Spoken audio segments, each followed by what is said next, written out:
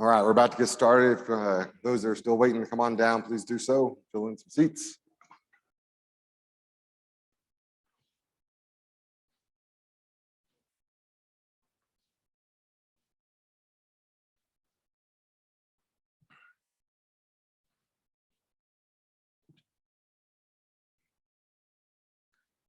Gold.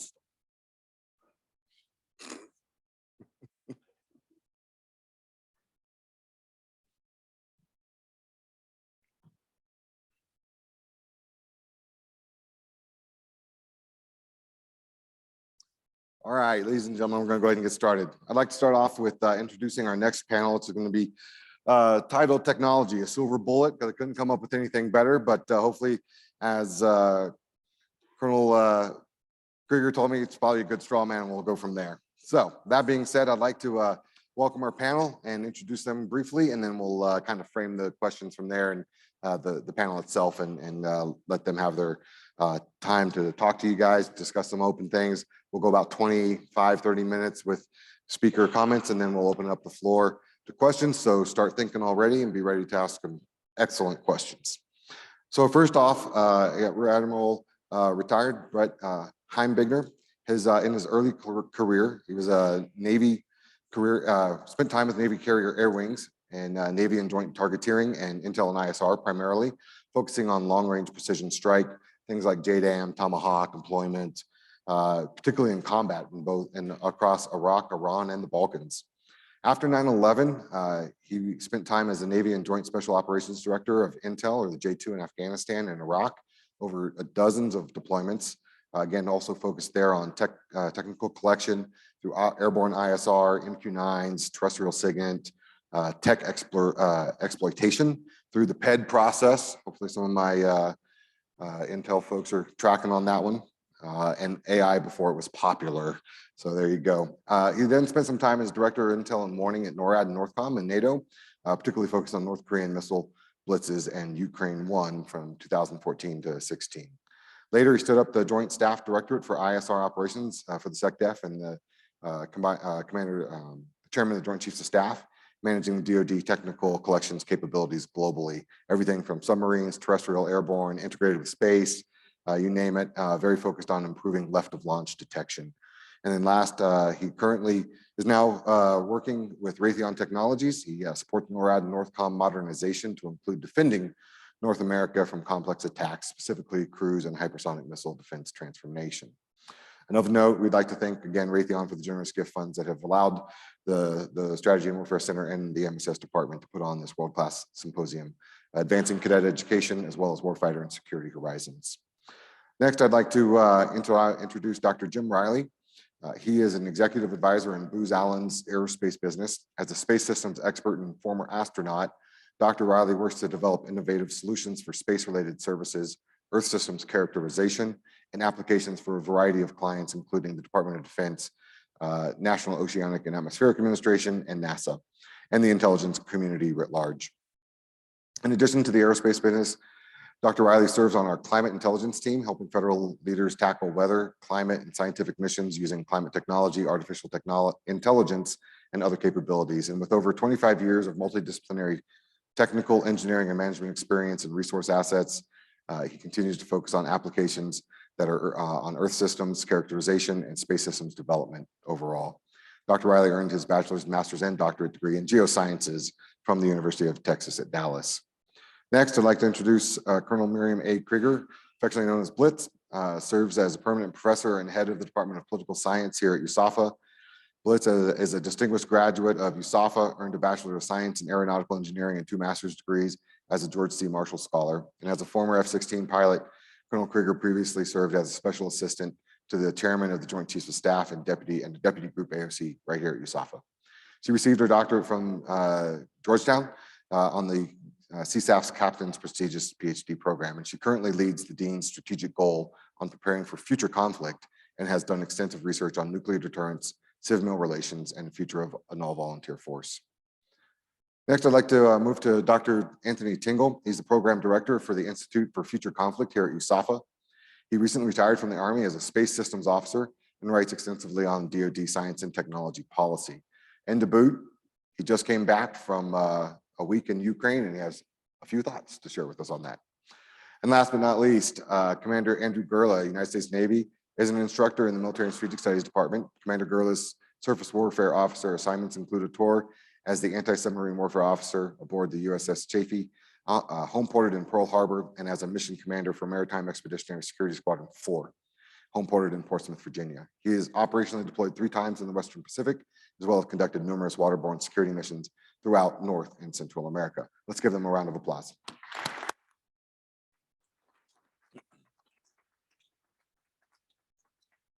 All right, so what I've done here is I've tried to put together a panel that is going to take us into the sunsetting portions of our symposium today.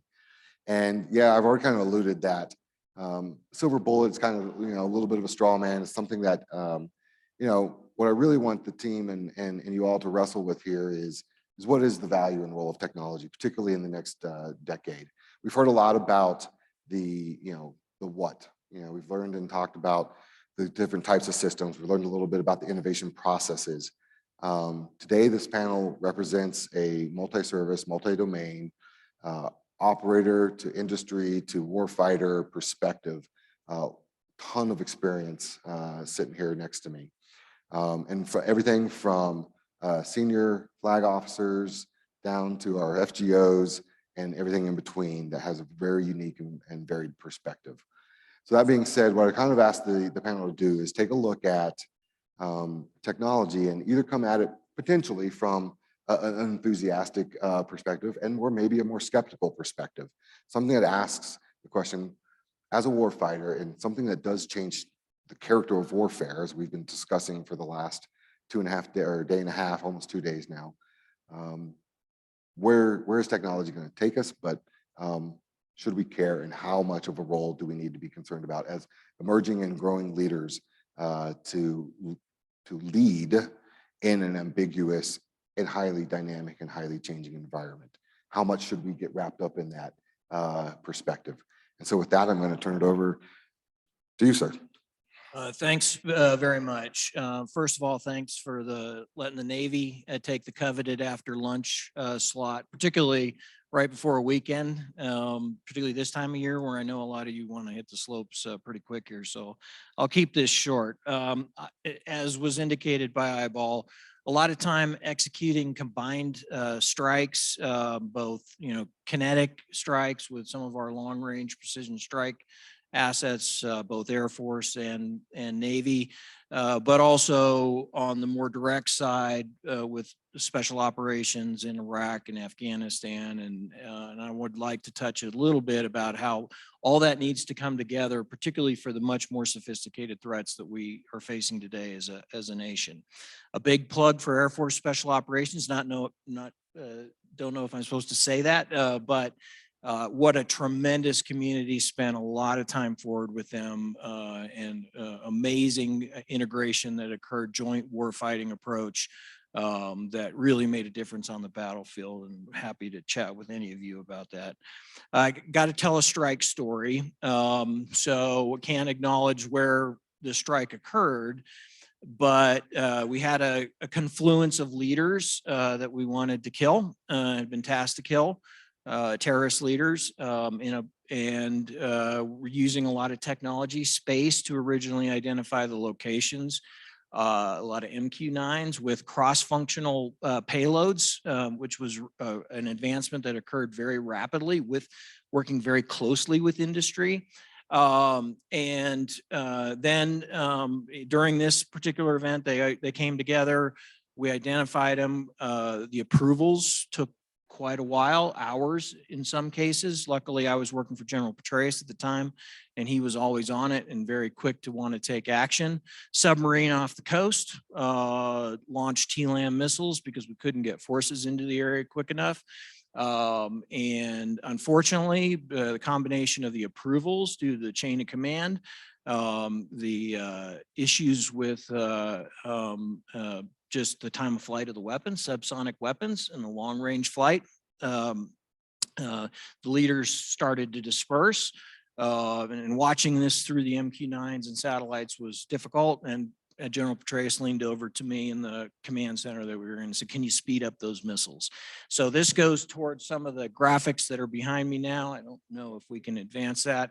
The time between detect and the time to get weapons on target is critically important as we think towards the future. Tightening that kill web, the integration of sensors and effectors is important. It's not, as our nation looks at integrated deterrence, and we see NATO very focused on integrated air and missile defense to help the Ukrainians and also to deter Russia, China, what it's doing with hypersonic weapons. And wherever you look globally, I think that's the biggest difference that we're seeing with Raytheon Technologies is it's this global expansion of advanced capabilities and advanced threats that our nation's frankly not very well prepared to address at the moment. To me, I'm a joint warfighter, spent almost all my time in combat, working joint fires, joint ISR, joint ops, and that frankly, that's the only thing that works.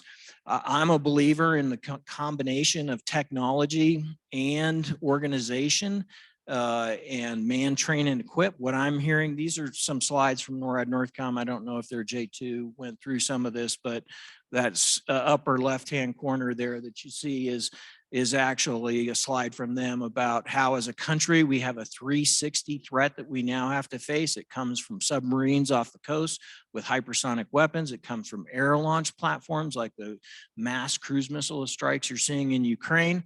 It comes from UASs, some of them launched within our own country by surrogates and spies and others, or from coastal platforms that they might have. And you really need to be able to deal with these complex attacks simultaneously because the enemy has identified that that's the challenge, or that's some of the vulnerabilities we have to deal with these scenarios. We consistently hear domain awareness, information dominance, decision superiority. Those are all NORAD Northcom requirements that they've laid on Raytheon Technologies to help integrate these strategic sensors, space sensors, long range, over the horizon radar. We manufacture that, as do others, that skips off the ionosphere. Maritime sensors, hypersonic weapons are allowed. So we have to take advantage of some very innovative technologies, fuse that together and do it at a speed, of Mach 7 missiles inbound. And this hypersonic threat that the Chinese in particular, but also the Russians are employing. So I'm a believer in a cross-functional team approach. You really have to have not only the technological SMEs, you need the sensor operators, the sensor SMEs, working with the command and control experts. Intelligence is in the middle of all of this. That was my area of expertise. And then the effectors, whether those effectors be long range strike access, hypersonics off of, air platforms, or whether it be assaulters that are going to go in direct, or cyber payloads, et cetera. So that's my approach, and I look forward to the Q&A to follow. Doctor. Well, good afternoon. Glad to see it's Flight Suit Friday. You guys have got the best piece of clothing you'll ever wear in your life right there, right? You don't have to think about colors. You don't have to match with a tie. Take advantage of it as much as you can while you got it. Of course, I got a chance to wear a blue one, which was kind of cool, right? But that was kind of nice. What I can do is I'm going to offer a little slightly different perspective, right? So I'm going to give you the perspective that I had as a satellite. So I was operating as a satellite, which is actually pretty cool because when you get outside, you're traveling 5 miles every second, 17,500 miles an hour. You're meeting Mr. Kepler's speed limit, and it's a requirement, a hard requirement, because if just a few hundred miles an hour less, you're going to re-enter the atmosphere and then become hypersonic. And then you come back into the gravity field and everything changes. But when you're in space and you're operating in space, Mr. Kepler controls your trajectory. And so you have to think differently. Now you're going to be finding yourselves here on the ground applying effects, a lot of which have a requirement to operate with space systems to give you the information or the awareness or the operational ability to apply these capabilities on the ground. But let's go one step further. and say, we're going to do something in space where we're going to take the fight to space. Now, here's the difference, right? You shoot something down here. What's the operative word? Down, right? Where's the debris going to go? It's going to land on the ground eventually, and hopefully you'll get out with a parachute if you happen to be the unlucky target. But in space, you shoot something, what happens? Well, you now have 17,000 pieces of debris that become bullets for the next 20 years. How are you going to track it? That's the big challenge. And so there's 40,000 things that we track right now within 10 years, and that's a 5-fold increase just in the last 10 years. In the next 10 years, we expect that that number is going to be up around 500,000 things that you have to track on a minute-by-minute basis, because you're now operating. If you go into Space Force and you become a Guardian, you're going to be responsible for flying these multi-billion-dollar assets through this cloud of stuff. And of course, you've probably seen some of the movies where they talk about the Kessler effect and all this stuff cascading and flying around and, you know, being the room full of mousetraps with ping pong balls. Good news is it's probably not going to be like that, because it's still a big sky. You do the math on the volume, it's huge, and little bullets, but they're still there. And the space station has holes in it. In fact, as I was doing a spacewalk, went past one of our radiators that had been up there just about 4 years. It had 4 bullet holes in it. Looked just like a 7.62 round, about the size of my thumb, very high velocity, all going the same direction. We have no idea what it was because it was too small to see. Has to be at least a centimeter or larger for us to be able to track it. And so there's literally millions of things up there that are at that level and below. And so you're flying in this cloud of stuff all the time. So your systems are going to be impacted literally by that. And to be able to get the information that these guys need to be able to do their work on the ground, we have to recognize that that's a threat. Now, the other side of the coin is, how do you take the fight to your adversary? And so who's our peer adversary today that we've been hearing about for the last couple of days? The PRC, but it may be different by the time you get to the middle of the end of your careers, because it's changed a lot from the time we were first put into uniform or first started looking around. It was the Cold War, right? Our enemy was somewhat monolithic. And it tended to be this sort of diffuse fight, but you knew who the bad guys were and you knew who the good guys were. And then it became this other fight where you weren't really sure who was who, like the question that was posed earlier, that is that a baby buggy or is that a bomb, right? How do you decide that in that environment? That's an intelligence question, which gets to be, how well can we characterize that? So again, let's go back to space. So you've got things that are in space. Your adversary has just launched something. What is it? What do you know it? What can it do? How do you find out that information? Well, Mr. Kepler controls it, so you can get a pretty good idea of when it's going to come by, unless it maneuvers. You also assume that a lot of the stuff that goes up is space junk. Do you care about space junk? Well, if you're navigating through space, of course you do. Some of those bullets are really small, some of them are really big. You want to miss all of them, but you have to be able to track them. So now you're talking, again, 400,000 or 500,000 things that you have to track minute by minute every day.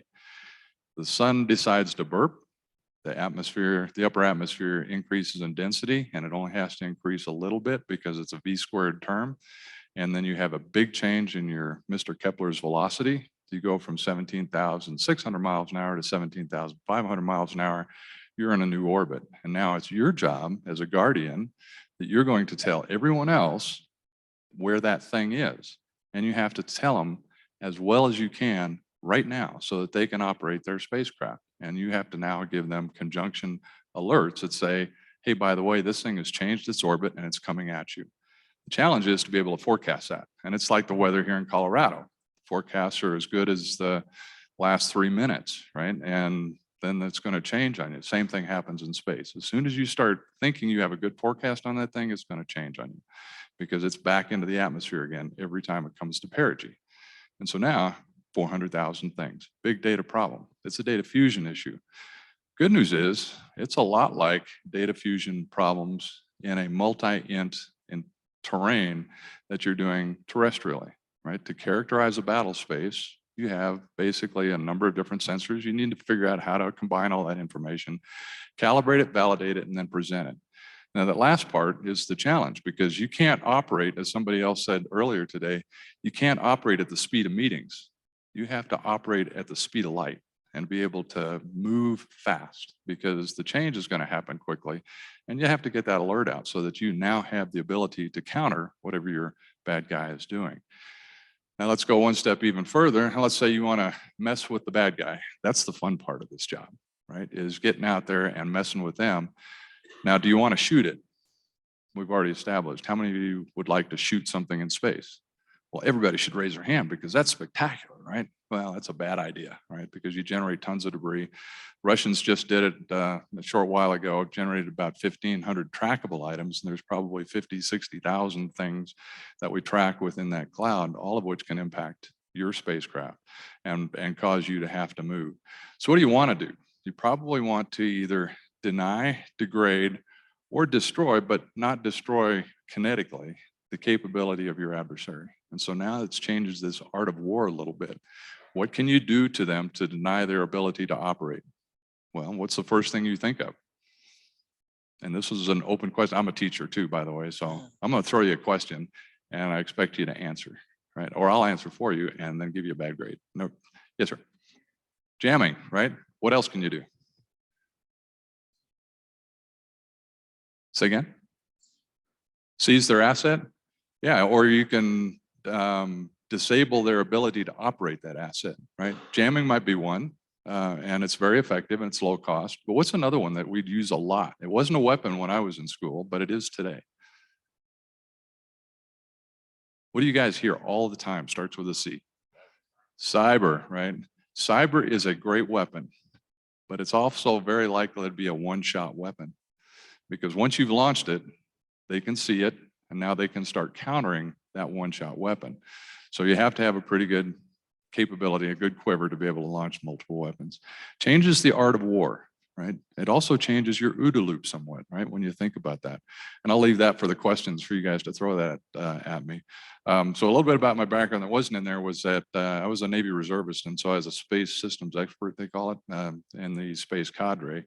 And my specialties were working multi-int and the big data and the fusion parts of information getting to the warfighter. The warfighter, my customer, was the strike group, the commanders that are going forward with the carriers and all the ships associated with it and going to take the fight to go protect Taiwan. Those were the exercises that we were conducting. And I actually wore an Air Force patch on one of the exercises as a Navy guy, which was kind of fun. I was the Deputy Director of Space Forces for 13th Air Force in PACAF there when the DS4 had to leave. His deputy had to go up and somebody else had to do it. And I was just standing there, so I got the job. So I got an experience doing the Deputy DS4 job. If you ever get the chance, take it, right? To get an opportunity to see what these guys do. There are some fascinating tools, and the opportunity to deny, degrade, or destroy the adversary, particularly if you can do it where they don't know what happened, and you can institute the fog of war around what they want to do. That's a satisfying occupation for you. And I'll stand by for questions. Okay, thank you. So the Ukrainians are fond of saying, we used to think the Russians had the second best army in the world, and now we know they have the second best army in Ukraine. And there's a lot of reasons for that, and some of those are technical and a lot of them are non-technical. But we have to look back at 2014, the war in Donbass, when a very abridged assisting force of Russians compared to the full invasion force were assisting the insurgents in Donbass. It completely routed the Ukrainian army. It was very embarrassing. Led to the Minsk II agreements in which no one followed, and we had a frozen conflict for 9 years until the invasion in February. But the difference between 2014 and 2022, you can say that Western technology was a big factor in that. There's other factors, there's other human factors as far as training. Clearly they're more motivated than the Russians, but Western technology was a big component of that. Can we get the slide, please? Yep, thanks. I think tanks, especially this week, if you've been following the news, exemplify the part of the character of war, of this war. I took this picture in Kyiv this weekend, but there are lots of examples, at least 1,300 1,300 examples of this kind of Soviet-era tank. This is a T-80 strewn across the Ukraine countryside. And it's easy for us to knee-jerk reaction and say, well, maybe the tank as a battlefield concept is dead. Maybe anti-tank guided missiles have reached some kind of technological threshold where the balance of power is now shifted. The Javelin has been demonstrated to hit targets out 4 clicks, 4 kilometers out. The coax, the 50 cal coax on a T-80 can suppress those infantry at about 2,000 yards, maybe 3,000 yards if you're lucky. So just in pure physics, you can say, well, maybe the tank is dead, and maybe the helicopter is dead too, if we're gonna go there anyways. But we can look at some of the combined arms failures of Russia. If you've been following the war, you'll notice that maybe the infantry was not that motivated. Some of the special ops guys I talked with last week that were there ambushing Russian tanks I said, hey, were there infantry in the back of those BTRs? Did you have infantry? And they said, yeah, the Russians had infantry, but as soon as that hatch fell down, they ran the opposite direction. So they're not supporting the tanks at all. So basically you have a combined arms failure. And you also have the proliferation, at least by the summer, of anti-tank systems. And that's a broad category. That could range from javelins on the high end to laws, old US law systems on the low end, and Carl Gustav's somewhere in the middle. But Mark Milley, the chairman of the Joint Chief of Staff this summer said, the West has given Ukraine 97,000 anti-tank systems. That's a lot. That's more tanks than there are in the whole world. So you could say it's a combination of combined arms. It's coming out failure combined with proliferation of anti-tank weapons. But really, at least initially in the war, what it came down to was a massive miscalculation by the Russians. They're thinking in terms of 2014, 2015, the massacre in the Donetsk International Airport, and just the routing of the armies of Ukraine. They were thinking in that kind of mindset. And in fact, what they brought to Ukraine was not as many infantry, but actually policemen to set up civil authority in Ukraine. That's how optimistic they were. And when they start getting hit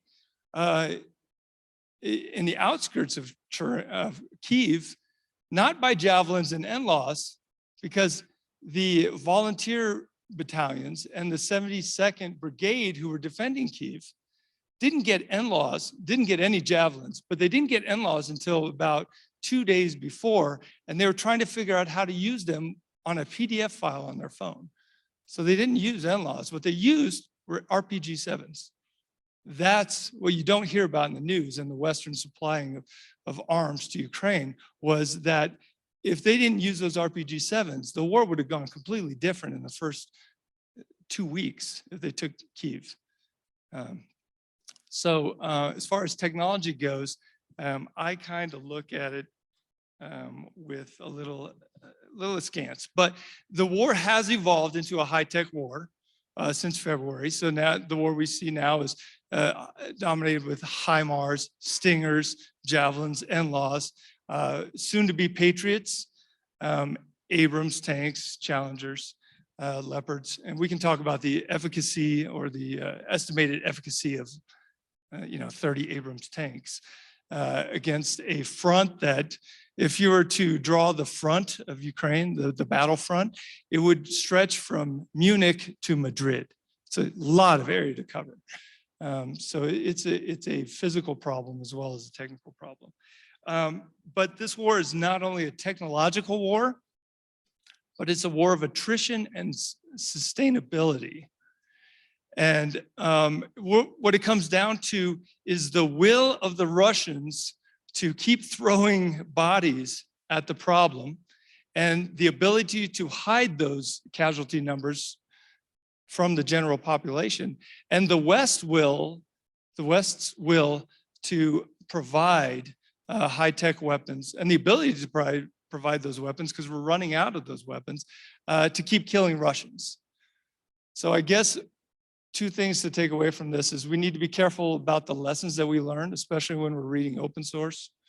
But also, is a reliance on technology, even if it's superior technology, but very expensive, is that the best course of action for a war in Europe or a future war in Asia? Thanks. Awesome.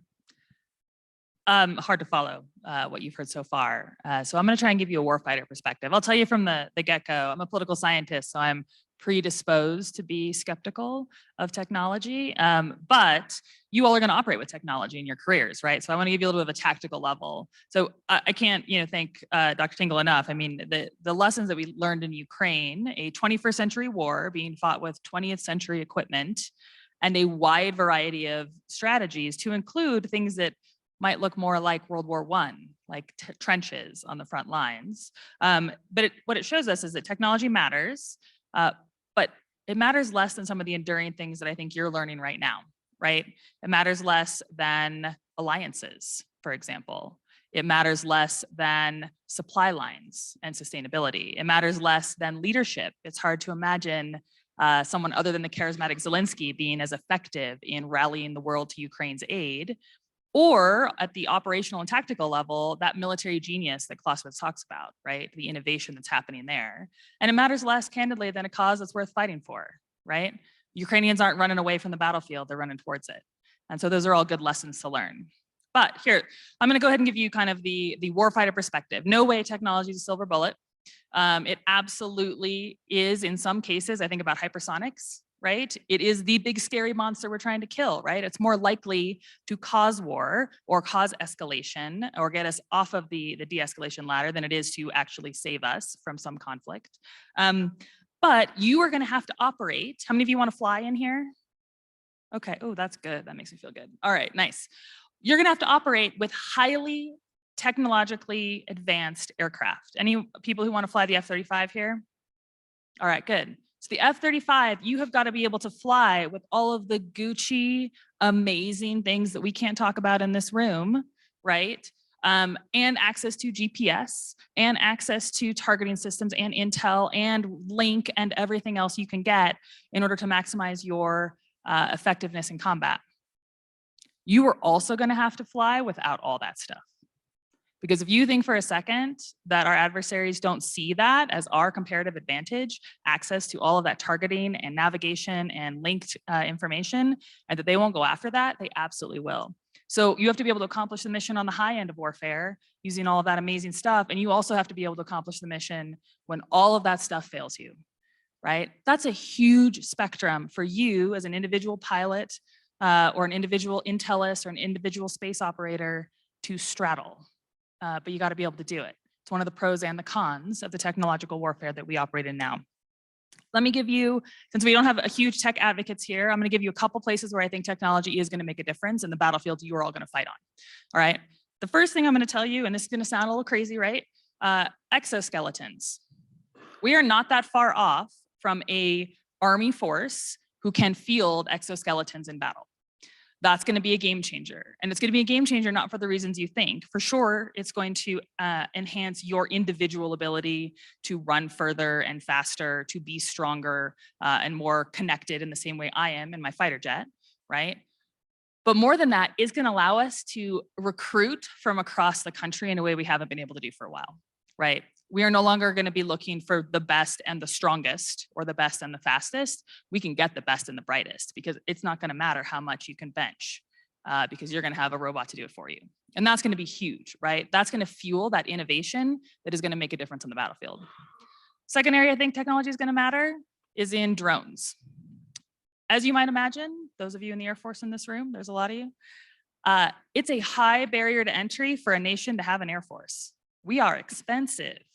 Right? Anyone know how much an F-35 costs? 30, did you say 30 million? Oh, way more than that. That's how much my plane costs. All right, a lot of money, right? An F-35 is expensive. So air defense and aircraft, air forces are expensive propositions. And a lot of nations in the world don't bother investing in them, right? They just don't need them. They don't have that kind of cash. That said, just about everybody, and I know you all know this because you have little brothers and sisters who are operating drones from Amazon, everybody can buy a drone, right? And that is going to be an absolute game changer. Why? Because all it takes is strapping a grenade to the bottom of a drone that you bought on Amazon, sending 100 of them toward a ship that's about to board, right? Have you ever seen a dock when a ship is boarding? It looks like Times Square on New Year's Eve, right? All you got to do, cloud of those, they park next to somebody's head and they can kill a few people one at a time, right? That's it. That is a real no kidding threat. And before we have ever even gotten to the fight, we have taken out a lot of our fighting capability with the democratization of air power. Okay, the last area I think things are going to matter is cyber, and not big cyber, wipe out the lights, apocalypse now kind of cyber. I'm talking little cyber, right? One of the things that we talk about, I think we're going to talk about in a second, is the vulnerability. How many of you took the cadet loan and banked with USAA? Yeah. How many Navy Federal? Anyone Navy Federal? Have you noticed that those are targeted towards service members? Do you think that our adversaries are not aware of that? No, they are absolutely aware of that. So you better hope USAA has amazing software to protect you, because if I were an adversary and I was going after total war, I would go hack your bank accounts. And why is that? Even if you don't actually hack them, right? If I can make you doubt that your spouse and your kids are going to be able to buy groceries and pay rent while you're deployed to fight the war, your mind is no longer going to be on combat. Your mind is going to be on taking care of your family. And you may very well, mutiny before you ever leave.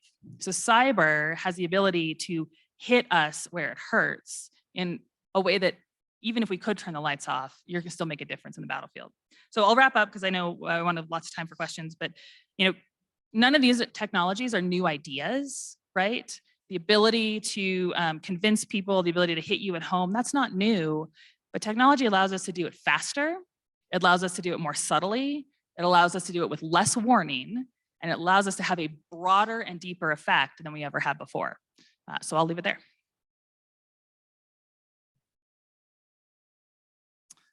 Take a look on who's the end and who's the end here. Take a nice big bite. That's a Navy sandwich. Tastes good, doesn't it? All right, so my question is, what is warfare? Why do we do it? Anybody? Who's involved? A lot of strategic studies majors out here. Somebody's got to have an answer. Why do we go to war? Democracy, defend freedom, stop people from doing things, to achieve political aims, right? Sound familiar? Hundreds of years worth of history here. Absolutely. You think China's got the same ideas behind why they would go to war? Absolutely. They're trying to achieve something. They're trying to achieve this. I'm going to specifically talk about China. They're trying to achieve this Chinese rejuvenation, this one China policy, this remove American influence from the South Pacific. Now, how would they do that? Would they take us head on? It's risky. It's probably a lot of loss of life. They could. They're developing technologies like we're talking up here, absolutely. Well, we could ask their president, President Xi. He's probably waking up right now at his home gym, pumping those irons, maybe shirtless, working on that warrior panda physique. I bet you if we did, we looked at his shoulder, he's probably got a tattoo, and it says like, Sun Tzu is my homeboy. Potentially. What we could do though, if we can't get a hold of President Xi, is we could pull up this right here. This is a book. This is an excerpt from a book written by two PLA colonels in 1999, so not too far away. It was published by the PLA Press, and its title is Unrestricted Warfare. Interesting. Unrestricted Warfare. And it says, this is a book which proposes tactics for developing countries, in particular China, to compensate for their military inferiority versus the United States in a high-tech war. It doesn't get any more direct than what they published here, right? Fascinating stuff.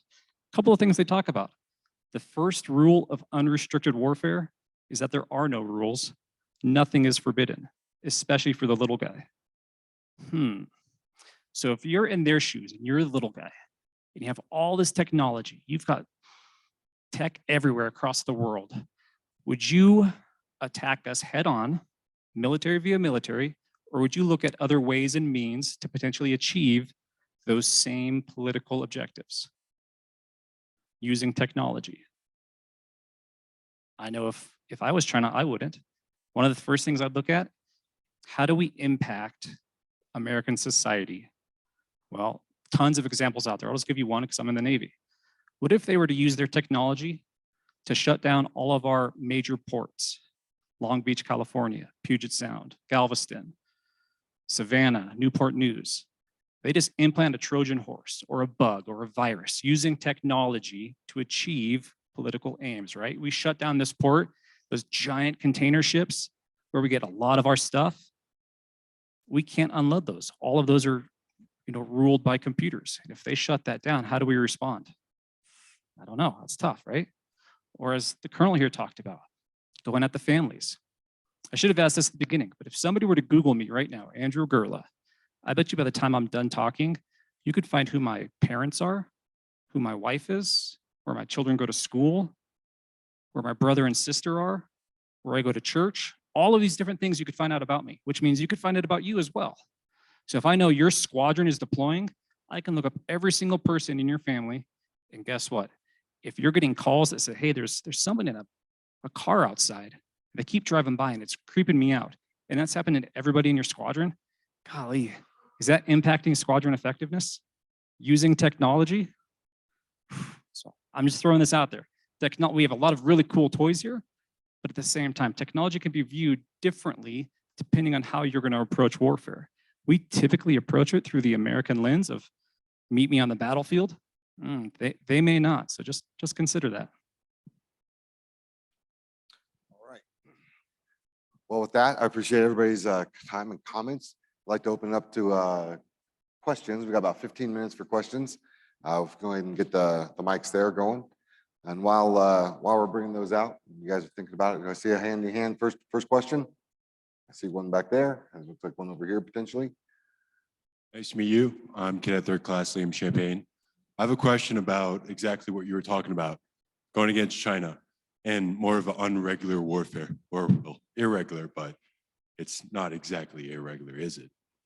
Well, so more so just going back maybe roughly a century ago when we were dealing with Japan, and especially when the FBI were dealing with Japan in California, all these Japanese spies, etc.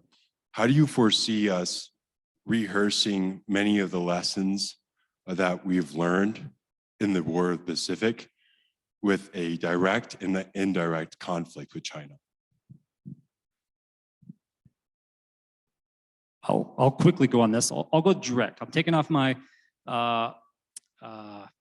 war is going to change, and I'm going to go back to war is conventional.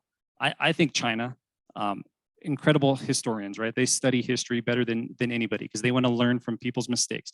Brilliant strategy. Unpopular opinion, I think they're going to introduce mine warfare, or they're going to reintroduce mine warfare, specifically maritime warfare. If you look at the last 18 ships that have been sunk in war, 14 of them were via mines. Nobody talks about mine warfare, though. Do you ever hear about mine warfare? No, we talk about all the cool new technology, not this boring thing that's floating that just blows up if you hit it. China has over 50,000 maritime mines, naval mines in their stockpile. Why do you think they have those? I mean, they haven't had them for long, so why do you think they're developing them? Why do you think they're growing this industry? So my opinion, say you wanted to seize Taiwan, well, you turn off their shipping lanes, you mine their shipping lanes. Taiwan has too many people to basically do a Taiwanese airlift. There's just not enough capacity for that. So can you squeeze them? Can you constrict them into capitulation? I don't know. That's one strategy that's proven well in history. If I could add here, it's an excellent question. I think the Chinese have done a masterful job of studying our way of warfare, going back to World War II and even through our more recent successes with Desert Storm and long-range precision strike. And they have boldly transformed their force in a way that focuses primarily on attriting our forces, our carrier strike groups, as they cross the Pacific. defeating us in all domains of warfare, space, maritime, air, our beloved Joint Strike Fighter, outstanding platform, and will be decisive in combat, but it has to have a base to return to. And those bases are going to be clobbered by a lot of these very advanced weapons. Chinese are building hypersonics in the order of thousands. We at Raytheon Technologies, as a result of government decisions, we're in the 8 and 9 category of tests. So they have jumped ahead in many technologies. They're very focused on joint warfighting. Multi-domain task forces are something that they're establishing. So I think they've done a good bit of study and learned from the experiences of the past. The only advantage that I really see that we have right now is we have a lot of joint warfighting experience. We've actually done it in combat in many different forums, and the Chinese force can't say that. They exercise a lot, but there's a whole lot of difference between exercises and combat reps. So I'd like to riff just a little bit more on that in terms of the technology, because there are some silver bullets, that we can play with. And so as we get more and more conversant with what the Chinese capabilities are, for example, so being able to see over the horizon with their Skywave radar is one of the bugaboos for the strike groups. They also have overhead assets that can cue imagery on the same satellite bus as the SIGINT. So as soon as they see a signature of a carrier, which is during operations radiating like a small star, they can now confirm that that is indeed the carrier and not a feint in the fact that they can now see it and they can image that capability. So being able to deny them that capability is part of the challenge. So with the Skywave radar, one of the things that we are doing from the technology as a silver bullet world is how do we modify the ionosphere or make it so that they think it's one way and they tune their radars to operate through that environment, and they are seeing some part of ocean that they didn't want to target. That's not where the strike group is at. And so now you've introduced the confusion or the fog of war into their ability, and now they start second guessing their equipment. But the fact that they have also looked at what's our techniques and procedures in terms of the tactics that we're going to employ as we move a strike group forward, we're also going to send the decoys, right, that try to pull them off. Well, they've looked at that and they've fielded a satellite faster than we would. And one of the topics that's come up today, especially with Ms. Z, was we need to be faster. And we need to get out from underneath this acquisition treadmill that operates at about half speed. We need to be faster at it. We have an advantage in that our commercial sector is very, very good. And I offer SpaceX as an example, Planet as another, in that they have taken capabilities that has been predominantly government supported or government funded and supplied in terms of launch for SpaceX, for example, as well as getting people to the space station. And they've done it very quickly and done it very effectively. Planet has done the same thing. In fact, when I went to their website, one of the first images I saw, which surprised the heck out of me, was one of the Chinese SSBNs about to enter the underground base in Hainan Island. For any national system that we would have in space, that would be warned to the Chinese. You wouldn't see that. But the fact that Planet is there, it's commercial. And so it's an opportunity for us to be able to acquire information to characterize this battle space, because we have a strength that they don't have, and that's the commercial sector that moves very quickly. They just need to see the market opportunity. And Planet started out not as a intelligence effort, it was a climate change effort. They really wanted to get a characterization of what's the ecosystem look like. Well, it's the same thing in terms of the battle space as the eco space. It's just how you use it. And the fact that we have this really broad, widespread, and very powerful and very effective commercial sector, it may be that silver bullet that we're talking about in terms of getting technology out there. Thanks. We have 2 questions. We're going to start with one over here, and then we'll move over to the right. Cadet Second Class Trevin May from CS26. Yesterday, they talked on a bunch of, ethicality discussions and things of that nature, and bringing it back to that, from the dime model, military is only one piece of that. What about, for instance, the deep fakes that Russia's planting to cause political unrest? And, with China that doesn't have the same Western ideals as us, how are we going to ethically deal with that without stooping to their level, or is there compromise or other things of that with that technology aspect of, the best way to go to war is to never lose a person on the battlefield and just make them disrupt from the inside. On that one. So like I said, initially, that's not, the good news is it's not new. The idea behind that is not new, right? We had Voice of America for ages and ages trying to change hearts and minds. What's new is how fast it can happen, how subtle it can be, and how broadly it can hit, right? And so it requires a little bit of innovation on our part to think about how to counteract it. As far as the ethics go, I mean, I think what you saw in Ukraine is actually a great way for the United States to hold to what I would call our sort of moral high ground, but simultaneously disrupt that type of activity, right? What you saw was the administration outing Russian intent based on really good intel before they could execute it, right? And so that took all of the energy out of any deep fakes, any false flags, any deception operations that they were going to potentially do. And it probably, arguably, stopped the Russians from using chemical weapons, for example, because we said in advance, hey, they're going to do this. And then they're going to claim this. And not only that, and I would offer on the strategic level, right? That's just the tactical impact. On the strategic level, it had to send them into a tizzy, right? Because how do we know that? How do we know what they were going to do enough to be able to publish it in the Washington Post or the New York Times? They had to start questioning their own intel apparatus, their own folks, who's leaking this information, how do they know, and what else do they know? So that's an incredibly powerful way to take all of the energy out of that type of a disinformation campaign. Sorry, just one quick comment on that. I think externally for FSB info ops from Russia, in the West, we consider a lot of it laughable. The Ukrainians first they had a chemical weapons factory they're going to use on Moscow. Then they were going to they had a dirty bomb. So I think in the West and Ukraine, we kind of consider that as laughable. I think the more pressing issue is internal information control. So how do they control their own population? How do they manipulate the message? And you would think that some of the things that they're telling their people would be laughable, but they're not. They're taking it seriously. Just recently, they put anti-air defense systems on the top of the Ministry of Defense in Moscow. There's no sign of Ukraine using any kind of long-range missiles to attack Moscow. So same with the Chinese. How can we counter their control of their own population? I think would be an issue. Question, if that's all right, and that way it'll be our last question for the panel. Thank you.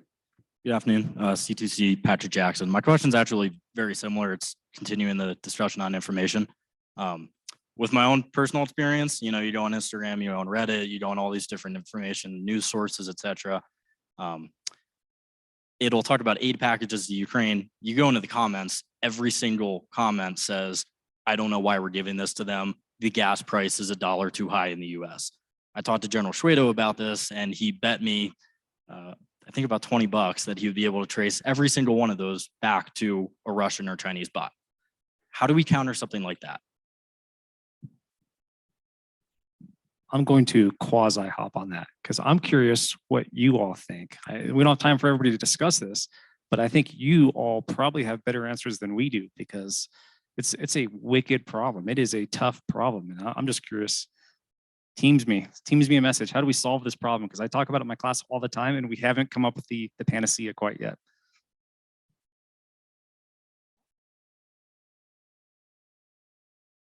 Uh-oh, that's not a good sign. That's a bad sign. Going to get your question in? All right. C1CJ Canis, CSO7. What do you think would trigger war with China, and where on the spectrum of conflict do you think it would fall? Can I ask a clarifying question? How would you define war with China? Like we're talking like a shooting war, like conventional shooting war. That's what I'm trying to ask is, do you, like each of you individually, do you think war with China would be more conventional, more high level? And where on that conflict do you really think it'll fall? I'll jump on that grenade. That's a great question. It's not consistent with throughout Navy thinking, but I was in the school that the Chinese are very economically driven, very pragmatic in many, many ways. They run right up to the boundary.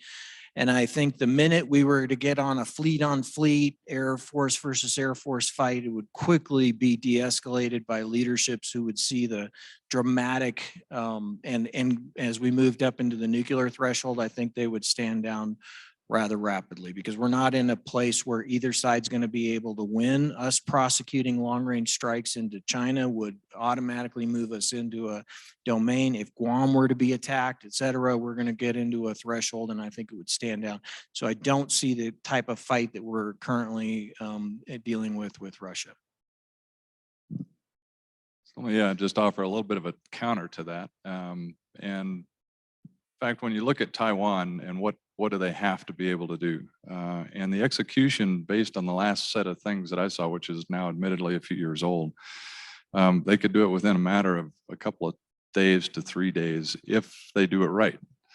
And so now the question is, can we react fast enough?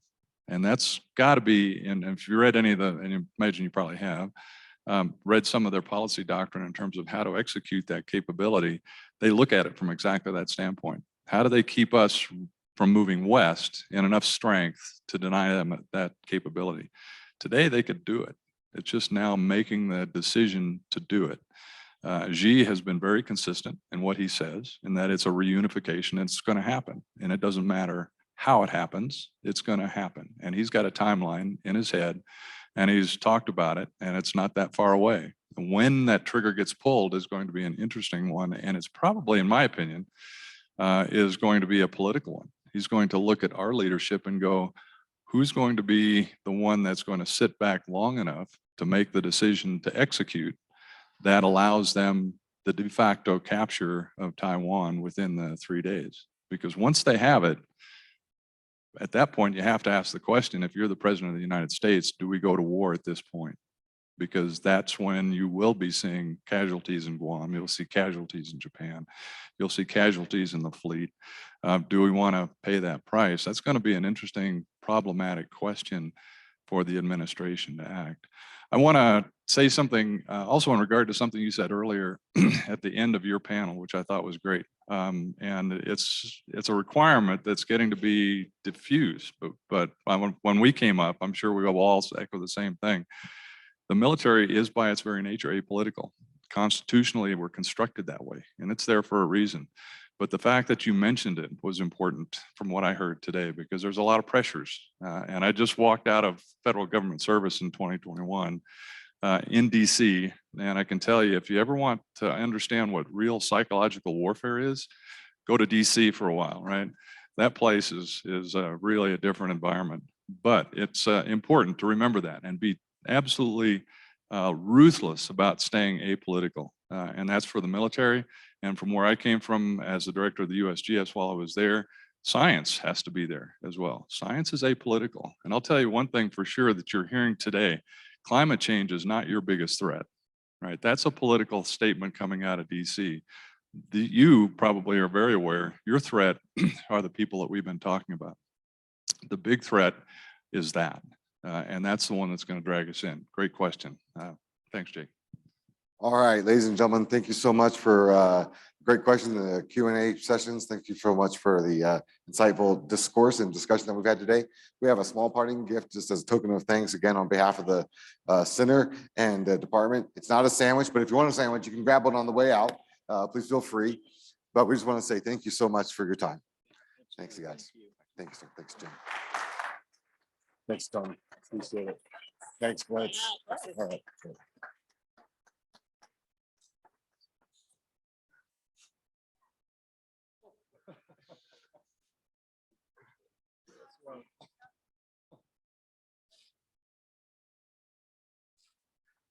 All right. All right. Please take only a short. We're going to get started again at 50. So please be back in seats just prior to that. For those that are coming in, make sure you fill in the seats and help us continue on and see our last guest speaker. Thank you. I know. All right.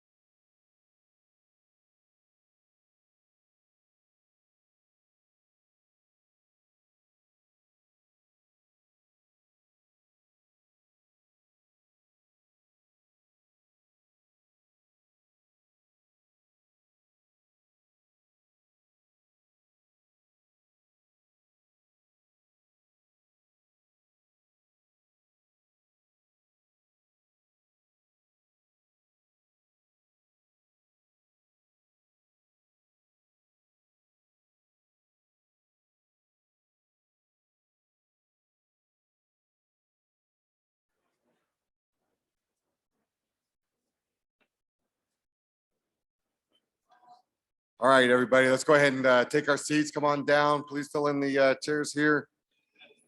And we're getting ready to hand off to Major Stewart, who's going to provide the introduction to our keynote speaker today. That's going to close off the symposium for us. So come on in, guys. Come on down. Everybody in the back there, please come forward. Come on. Colonel, turn that mic towards you, please. There you go. All right, everybody, please come forward. Come on, guys. Let's go. Yeah, I'm talking to you guys in the back.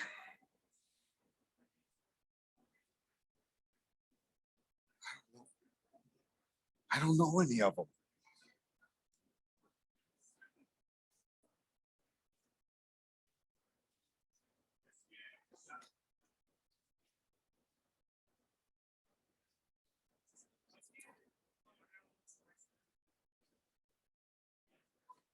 File on down, guys. Stephen Torres. I need Stephen Torres to come front and center. Come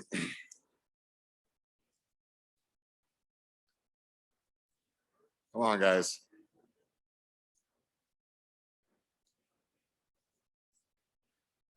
Nothing like making the general officer wait for you to come find your seats.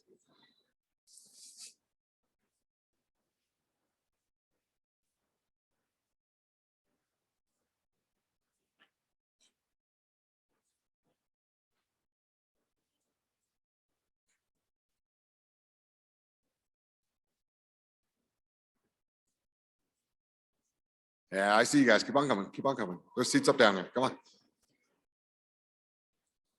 This is worse than church.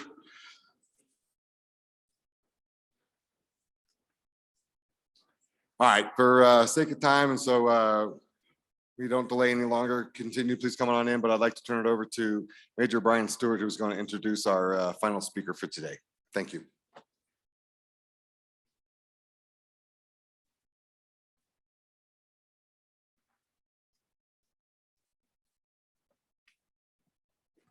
All right, hello everyone. It is my pleasure to welcome our final speaker for the SWIC Symposium, someone who I and many others consider to be among the most visionary leaders in the space business.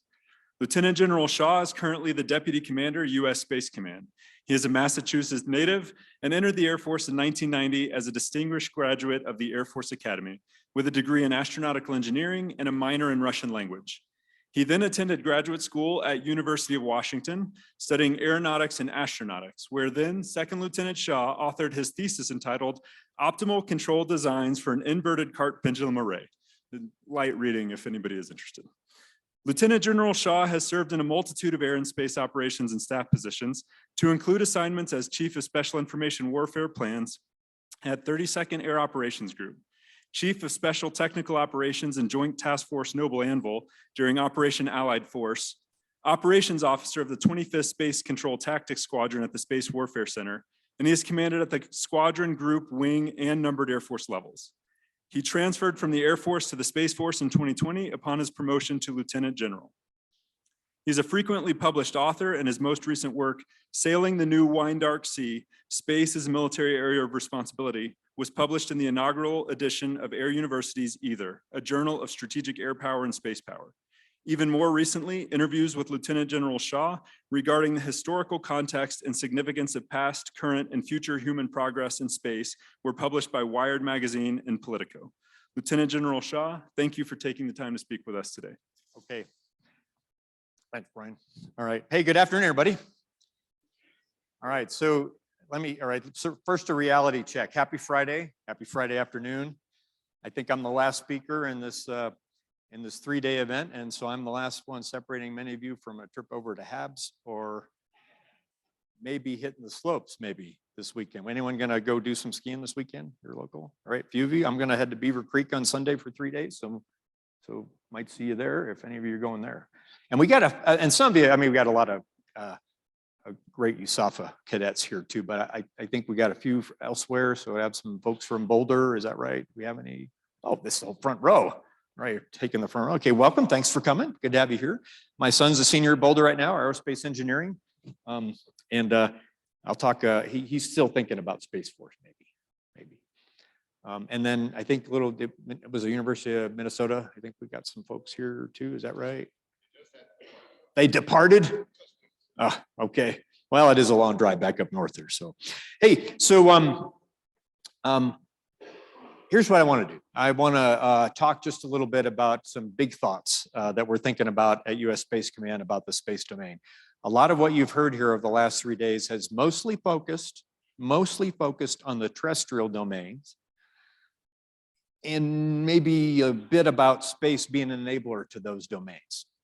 Well, it's time to shift gears and talk about the future, which is space is central to warfighting, and warfighting actually happened in space.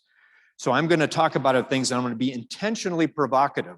I need to do that on a Friday afternoon with all of you to kind of get you going, so that when we get to the Q&A session, which is always my favorite part, you're really asking me hard-pointed questions and say, I don't agree with that, and you better defend that, Lieutenant General Shaw, because I don't buy it. That's the kind of conversation I want to have with you, because that's going to be a good one. So the first provocative thing I'm going to talk about is why Polaris Hall is a mistake. No, it's not. And let me make clear. I mean, this facility, this building was built relatively recently, well after I was a cadet here. And of course, you know, the Cadet Honor Code, this is the home of the Cadet Honor Code, which is important. But let me just tell you a quick story. I was coming through here a few years ago as a 1-star on a trip, and the dean, and this building was new. This building was new at the time. And the dean at the time, not the current dean, was describing the beauty of how it's laid out, the collaboration rooms, which I think are great. And then to say, of course, saying, hey, the whole centerpiece of this whole building is this funneled look at what? The North Star. What's the name of the North Star? Polaris. Good. All right. We got good. We know ours. And he talked about how, you know, it's fixed, and it's a reminder to those cadets that might be, you know, going through some honor challenges in the room right behind here, to remind what they're supposed to be fixed on, you know, integrity and things that are forever and important and permanent. And then Astro Major Shaw said, hey, Dean, you do know that in a relatively short time in cosmic terms, that's not going to be pointed at the North Star anymore. It's true. It's true. The Earth's axis is slowly precessing, and in a relatively short cosmic time, okay, we're talking about 1,000 years, the closest star that'll be shining through there isn't going to be Polaris. It's going to be a different one. Okay, so just the point is, it's a little bit, you know, we'll have to shift the building, I guess, or something like that at some point. But my point was, you know, we really need to understand the overall environment in which we're operating in, and not act on assumptions that we've heard since Shakespeare first wrote Julius Caesar, talking about I'm as constant as the northern star. Shakespeare didn't really have his astronomy down on that one. Okay. How many here are thinking about maybe going Space Force? All right, that's good. All right, that's terrific. We're going to need you. I hope we get you at some point. The rest of you, once you're commissioned, even if you're in the U.S. Air Force, you're going to be needing space and whatever you're doing. And it's actually probably only increasing over time, the reliance on our joint force and human society on what's happening in space. Why do we have a Space Force? Why do we have a U.S. Space Command, the combat command that I work in on a daily basis? The short answer to it is, whereas for most of my career we enjoyed the luxury of operating our space capabilities in a benign domain that was not, those space capabilities were not under threat. They are under threat today. Some of it we can talk about publicly, a lot of it we can't, but we're watching it closely every day at U.S. Space Command. They're under threat. And why is that? Because, like I said, we rely on them so much for the joint force, for how we do modern warfighting, for how we project power across the planet. And we've kind of built them up over most of my career, not expecting them to be under attack, so they're not exactly well defensible. And those two things put together, we got smart thinking adversaries, gang. I mean, if any of you were on the Chinese general staff or the Russian general staff, you should be pointing out to the leadership there, like, hey, the Americans use all that space stuff and they're not protecting it a whole lot, or at least they haven't in the past. We should probably think about that. And they have. And that's why it's under threat. It's why we have a Space Force. It's why we have a Space Command. Here's the interesting thing. All right, how many combatant commands do we have? Anybody know? 11. We used to have 10 combatant commands, and a subset of those were given geographic areas of responsibility. You know them: EUCOM, INDOPACOM, CENTCOM. Any of those, we're not talking TRANSCOM or CYBERCOM, right? Those are functional combatant commands. So we talk about the geographic combatant commands. But then we stood up United States Space Command 3.5 years ago, and the president gave, for the first time, gave the US Space Command an area of responsibility. We had a Space Command in the 20th century for a combat command, but it was mostly focused on providing capabilities. It was not given an AOR to defend. We do have an AOR to defend today. And what I've got in this chart behind me is a perspective I like to kind of bring to bear and how we're looking at that AOR. Now, our AOR is described as that region starting at 100 kilometers above mean sea level and extending outward indefinitely. If you do the math, it's a very large AOR. But right now, we're not too worried about security issues around Alpha Centauri or even Jupiter, okay, just so we're clear, yet. But this is our relevant operational space, the Earth-Moon gravity well. Now, we're focused more, of course, on protecting our capabilities that tend to be a little lower in this gravity well, anywhere from low Earth orbit to geosynchronous orbit. But there are a lot of reasons that we're looking further and further up. We need to be there before our potential adversaries, and more activities moving up further and further up that gravity well, including, ultimately, we hope to get Americans and our allies landing on the moon, humans on the moon, before the end of this decade. NASA's trying to tell us it's in a couple years. I wouldn't bet on that. But I hope before the end of this decade. So there's more and more activity happening more and more all the time. We're focused on this. Is it a geographic AOR? Not necessarily. Etymologically, it can't be. Geographic means written on the earth. This AOR is not. It's astrographic. And that's how we think about it. I urge you to dwell on it for just a minute. You heard what I said, but this is the first time in military history that an AOR has been given to a commander that is not on the planet. It's astrographic. It's the physical space that you see kind of depicted here. That's the first time. And we've had to think about that. How do you defend in that space? What's the topography? What are the ways that you conduct maneuver in that arena? What does space superiority mean? In this relevant space here, and then as it continues to expand beyond the Earth-Moon gravity well, how do we address that? I'll venture to you that right now there may be several geographic combatant commands and one astrographic one today. In the future, there may be more astrographic combatant commands. We might start with a subunified command in the lunar region, and we might move to a new combatant command at the Martian gravity well, for all I know. But this idea that we're actually looking at how do we protect and defend and operate within the astrographic AOR that we're responsible for is a key focus of what we're looking at US Space Command. Okay, you've heard a lot about technology over the past few days. I want to talk about it in terms that we as warfighters talk about. There are three primary functions in any domain that you want to be able to do, right? They are move, shoot, and communicate. Hopefully this isn't new to most of you. Hopefully you're learning this in the professional aerospace studies that you have, right? Move, shoot, and communicate. And a lot of the technologies that you've talked about or heard about today matter in the space domain for each of those capabilities. First is, how do we move? Here's a little kind of way of looking at maneuver in space that they kind of sometimes can escape people. The only way that we know how to maneuver in the space domain is through Newton's third law. Now, there's a small exception with solar sails. If you want to talk about that, we can. But the only way that you can maneuver in space is through Newton's third law. That means I got to eject some mass out of my platform in order to give me some forward momentum. We don't know of another way to do it, which means that you got to have fuel on board that you can eject out your platform. And there's different ways that we can do this, and we're getting better at kind of exploring these different ways. You know, the oldest way is just a chemical rocket. That's how we started doing at the beginning of the space age. But we've actually gotten really good at electric propulsion. What is that? It's still ejection of mass. It's just we use a really lot less mass, and we use electrical fields to eject it at a much higher speed. So I kind of get a much more efficient thruster. Hard to do at scale.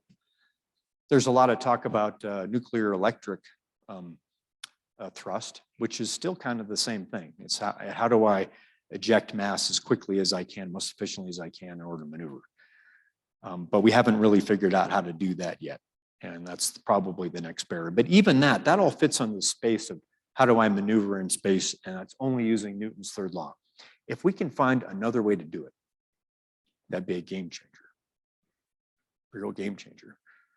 We don't see that yet. So we're probably restricted to that, much as the age of sail was restricted to sailing until somebody was able to figure out, Robert Fulton, about how do I use a steam engine and sort of totally revolutionize the way that we moved on the seas back then. We're kind of looking at how we move today.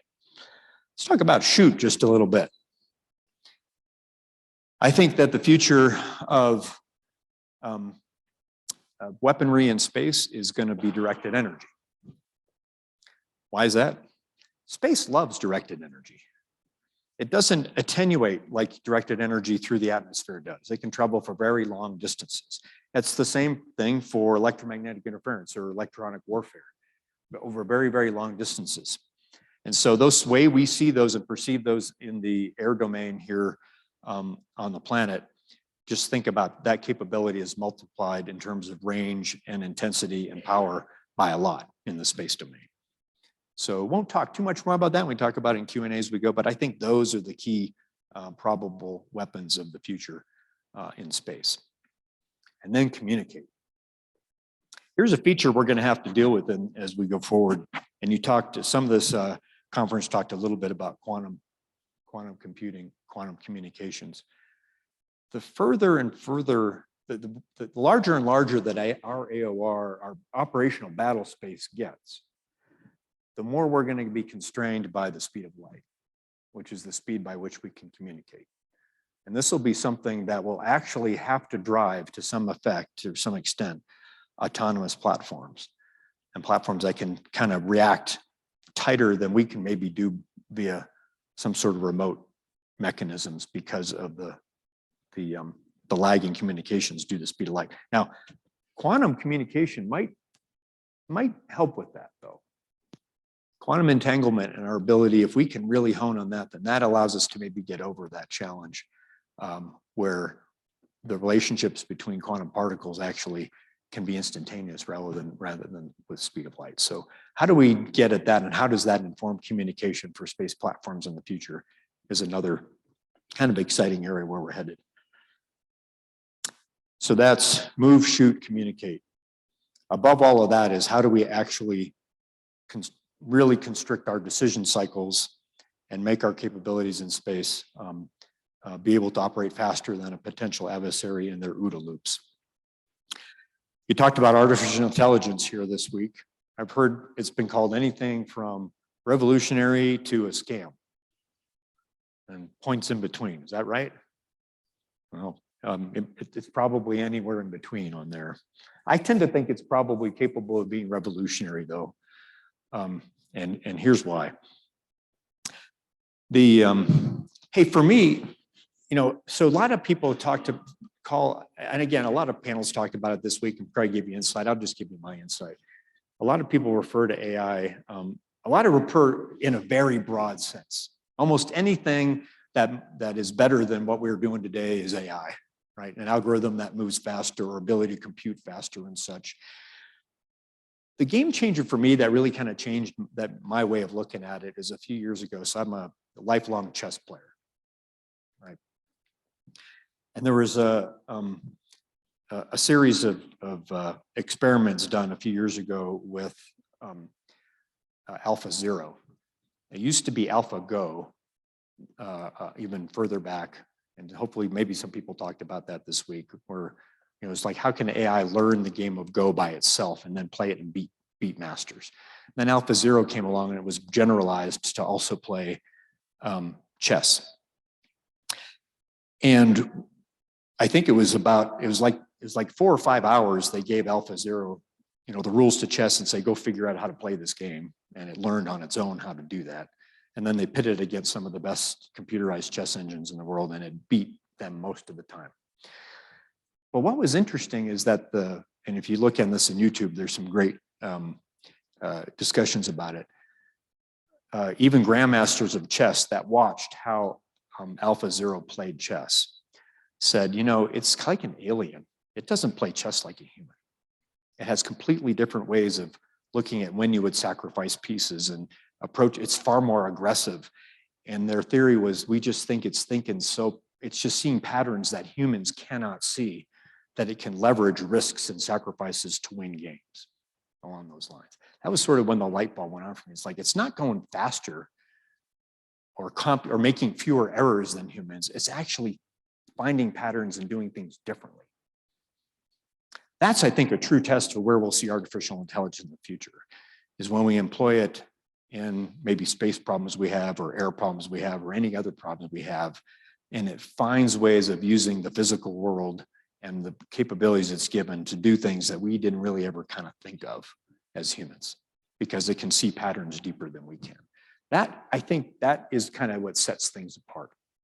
Yeah, there's going to be more generalized machine learning and how to do things faster, even Monte Carlo kinds of things that find out, hey, what are the best patterns that work? But something that gets really, really deep and finds things that we can't see is going to be a real test. Are we going to use that in space? Absolutely. I like to say that cyber and space are BFFs, right? Anything that's cutting edge cyber has application to space immediately.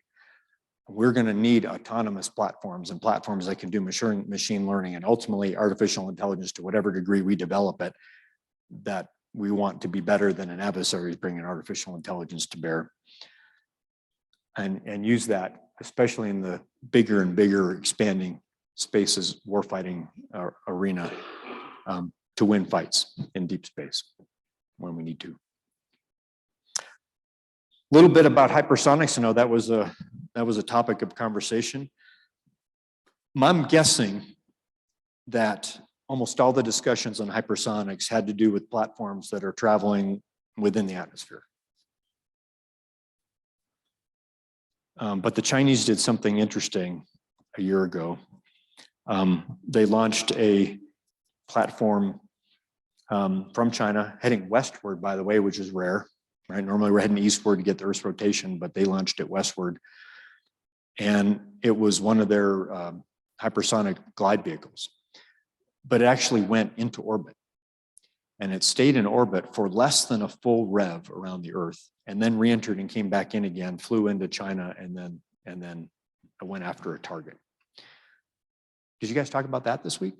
The fractional orbital bombardment platform they demonstrated? We think they're going to continue this. How is this different? So if it's just traveling the atmosphere, it's got a limited flight time based on fuel. Yeah, there's some challenges with it. It's moving fast. We got to be able to track it. But if you can put one of these vehicles into orbit, it can stay in orbit as long as it wants until it does that reentry burn and then comes in, and that could be unwarned. We may not really know when that's going to happen. And so there's a marriage here between the hypersonic technology you talked about, as well as the space domain, that can produce another class of weapons that we need to be able to track and we need to be able to counter. And it's something we're really focused on in the department right now. And we're particularly focused on in US Space Command, because we might be called on someday to shoot one of those things down while it's in space. So hopefully I laid out some of your challenges, some ideas of where we're headed in the future with space and warfighting within the domain. Really what I'd like to get to is any questions you might have. We can go in any direction you want. It doesn't have to be about US Space Command. It can be about what's going on in the broader Air Force, broader Department of Defense, or the planet, or beyond.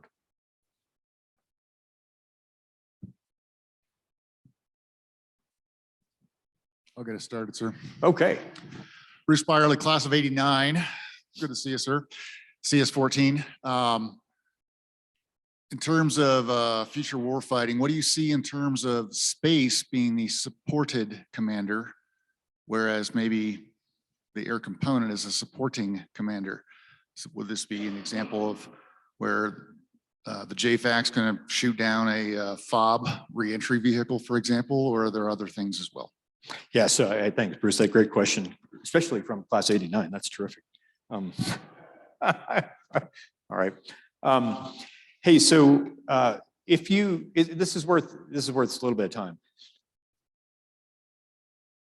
The fact that we have an area of responsibility in space and that threats can actually be within space, whether it's a FOB or some other counter space platform that can threaten our space capabilities.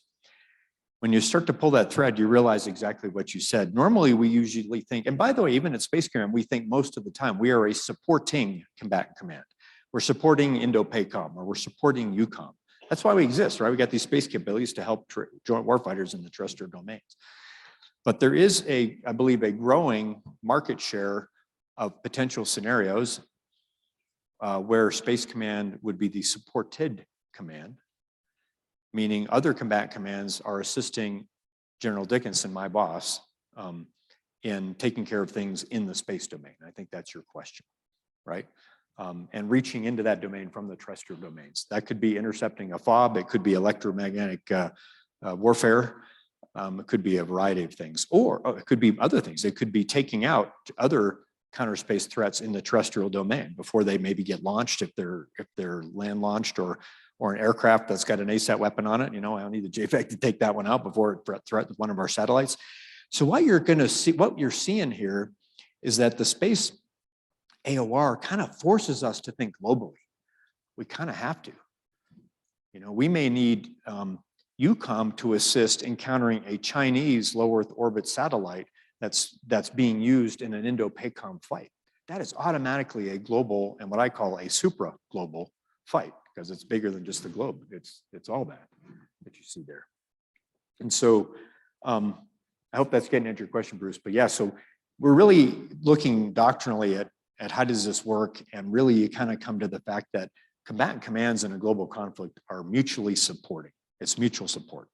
They can be supporting or supported in a lot of different directions. We got to figure out how we do that. I'll let you all know that, you know, we tend to think, and when I was a cadet anyway, I tend to think mostly about platforms and tactics and operations. I noticed that at the flag level, generals and admirals tend to talk an awful lot about command and control. How do we command and control? Who's supporting? Who's supported? Who has control of what capability, and in what way are they supporting or supported in a lot of different ways? So it tends to become a very important discussion. Okay, what else? Sir, Cadet Third Class Liam Champagne. We've met twice before. I recognize it. Good to see you again. Yes, sir. What other loitering munitions do you foresee happening in the future, especially like cislunar orbit, besides hypersonics, like how you said with re-entry? What other loitering munitions? Yeah, so it's probably only a matter of time before somebody fields a space-to-Earth strike capability. Why would you not? I mean, why would you not think about that? And now that may have some interesting repercussions, and there's probably going to be arms control discussions about that and concerns about that from a, you know, should there be a treaty against it? By the way, let's be clear right now, there's actually not a lot of treaty governance when it comes to space. There's some. All right, the Outer Space Treaty, 1967, it's older than I am. That's true. Does have some things that we adhere to today, right? You're not supposed to put, you know, military bases on the moon. You're not supposed to put weapons of mass destruction in orbit. You shouldn't nuke the moon. And you should provide support and rescue to astronauts in distress. And you should basically not interfere with other people in space as a general rule. That's basically all that's there. there's probably some lawyers here who say, no, you're missing a couple, one or two, but there's not a lot. It's not comprehensive and it's kind of old. There's nothing, there's no treaty right now with regard to space that prohibits conventional missions space to Earth. So, you know, when we first began flying airplanes, mostly they were used for observation. When we first started flying satellites, they were for observation. And then airplanes progressed to, all right, I don't like that, what you guys doing, I'm gonna shoot at them in the air. And it became an in-domain kind of capability. But it then very quickly progressed to, wait a minute, you know, and we've all studied Julio de Hay and such. I can actually put bombs on planes and fly them over and drop them. Why would we not expect the same progression in the space domain to the terrestrial spheres? It's probably going to happen. So that would be my first answer to you. It's something we need to be prepared for, that someone we may develop and understand. The FOB that I mentioned kind of fits into that category to some extent, the fractional orbital bombardment. So just so we're clear, fractional orbital bombardment is a capability that enters orbit, right? So it's not purely ballistic or doesn't stay in the atmosphere. It actually goes up, it's in orbit, and then it comes back down again, but it does it for less than an orbit. It's a fraction of an orbit, all right? The sibling to that is a MOB, or a multiple orbit bombardment system, which is what I was describing is once you're up in orbit, you can stay there until you want to re-enter at the time and place that you're choosing. And then that could be unwarned and can be a surprise. So the one other kind of, to answer, to get at your question, I'll venture, is that we're going to see more and more platforms that we almost, so for the last, since the beginning of the space age, almost everything that we put into space did so with an Earth-facing mission. Okay, that may seem kind of obvious, but it's worth thinking about, and I'll tell you why. We'll get to it in a second. Everything was meant to kind of look back at the Earth and do something back to the Earth. It was communications back to the Earth. It was looking for missile warning signatures on the Earth. There were ISR satellites, right, to go and look at what's happening on the Earth. Only very recently have we started putting platforms in space that are meant to do things in space. And one of those is a program that we're flying today, the Geosynchronous Space Situation Awareness Program. It's a horrible name. We should give it a better name. And they're up in geosynchronous orbit, and their sole purpose, they don't do anything looking back at the Earth other than, you know, command and control of it. They're looking at what's going on in the geosynchronous region. They go up close to other satellites, take a look at them, take pictures. And this is all, you know, open source and unclassed. And we're going to see more and more platforms like that are going to be there mostly for characterizing what's going on in the environment, perhaps protecting or escorting our capabilities in space, and then maybe doing other things too. Okay. Good afternoon, sir. I really appreciated your metaphor about how planes were originally used for observation, later escalated into warfare. And you talked about how you expect that to continue for space eventually. Do you think that'll be done the quote unquote right way through policies and changes to the treaty, or do you expect a country to raise the stakes when we least expect it? I hope for the former, but I expect the latter. You know, nations tend to, hopefully the political science majors here would agree with me. Nations in the end do what's in their own interests. Right? I mean, they'll withdraw from treaties if they aren't in their own interests. We've done that. And so I would hope that as a planet, we would want to, you know, be smart about and make talking about those kind of capabilities and the implications they could have for strategic stability and strategic threats, the same way, which I think we do talk about nuclear weapons. Most of us, most nations do. There's a couple rogue nations that don't.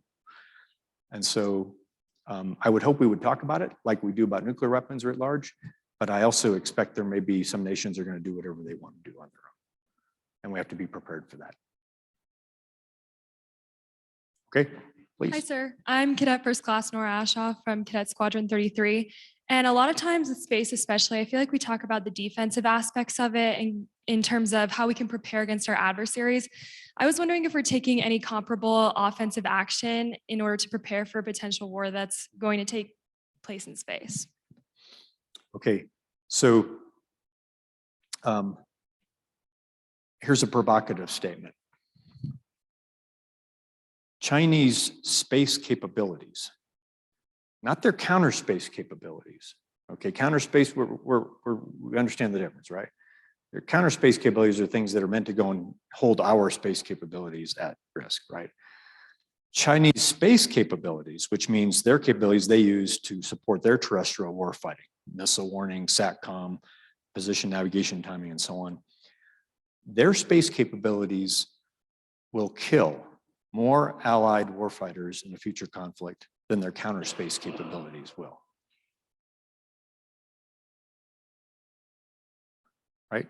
An ASAT that they use to intercept one of our satellites in geosynchronous orbit or in low Earth orbit isn't going to kill anybody right away.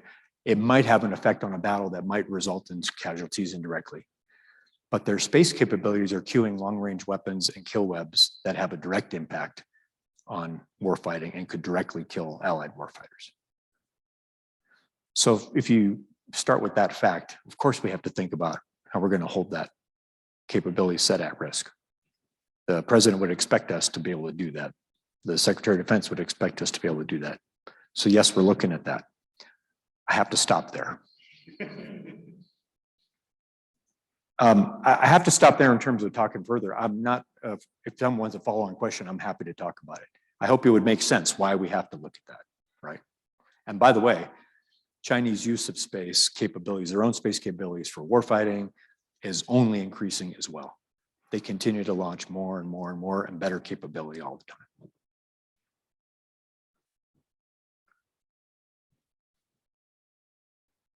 Good afternoon, sir. I'm Cadet Second Class Blake Bouch. A question about gray zone warfare. In the last panel, we talked about gray zone warfare with China and Russia regarding like Facebook and social media on Earth.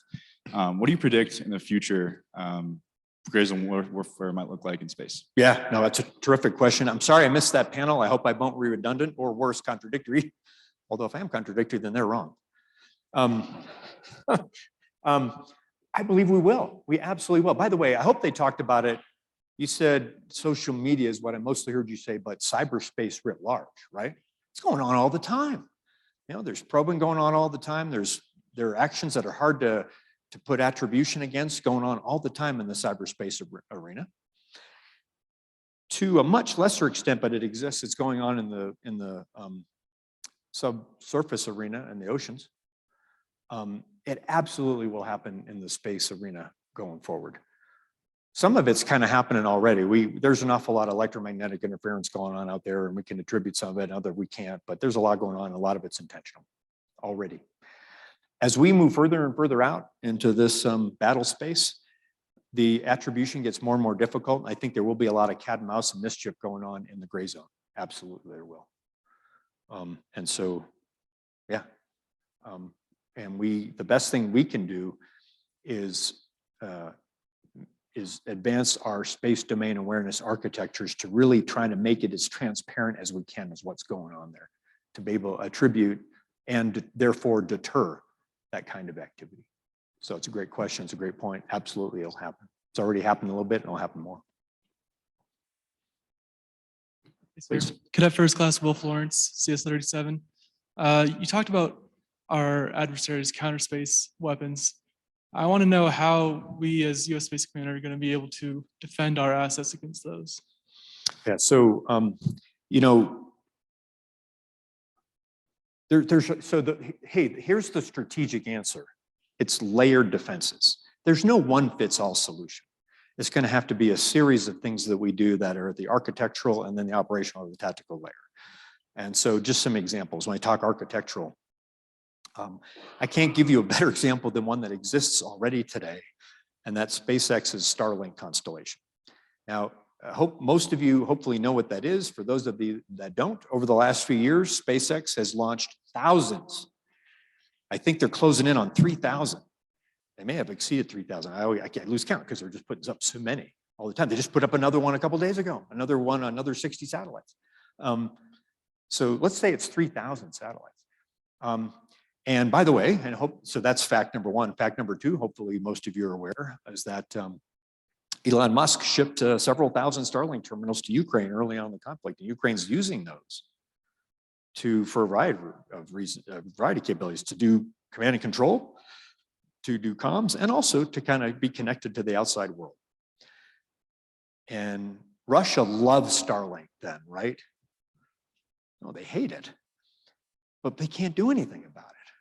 I mean, they could try to jam, they're looking at cyber, and we're watching them, right? And we're watching them. But clearly one thing they can't do is shoot down 3,000 satellites. So that architecture already is building in by that proliferation is building in some resilience. That if you, on the other hand, if you only had 2 or 3 geosynchronous satellites that were helping Ukraine, and that's all Ukraine had, Russia might have done something about that, maybe. So that's architectural. At the operational level, it would be, how do we hold at risk counter space capabilities, perhaps by China, that are in the terrestrial or the space domains, right? They could be within the domain, or they could be ASAT launch. By the way, China is the only nation that has terrestrially launched ASATs that can reach out to GEO. So they can basically reach almost any of our satellites because of that range that they have. So how do you hold those at risk? How do you maybe try to interfere with that kill chain? And then tactically, we're looking at ways that at the kind of the point defense arena there, tactically, how do I, using decoys or other kinds of mechanisms that really are not too dissimilar from things you might do in the air or maritime domains, interfere with that. When you aggregate all of that together, that's where we hope to get enough active and passive defense in our systems to keep them functioning. We're always open for new ideas. By the way, I stutter a little bit up here because I have to realize I'm in an unclassed setting and there's so much more I'd like to talk to you about. And I apologize that I can't. That's one of our challenges we have. It's just something we've lived with in the space domain, and we're trying to normalize it and bring things down. The fact that we can talk about that GSAT program I mentioned before, the satellites that move around on GEO looking at others, that used to be a higher than top secret program until a few people said, why is that? It's just this thing that goes around and takes pictures of others and everybody can see it. You know, amateur astronomers can see these things. So we brought that classification down logically. There's still a lot of work to do in that regard. Right, good questions, but nothing really provocative, super provocative yet. I'm waiting. Hi, sir. Major Poundstone, Del 105. My question is, you mentioned with orbit, lots of debris. So 2 things I'm kind of curious, has it changed at all? Is there an ability to refuel satellites so we could continue to move and be agile?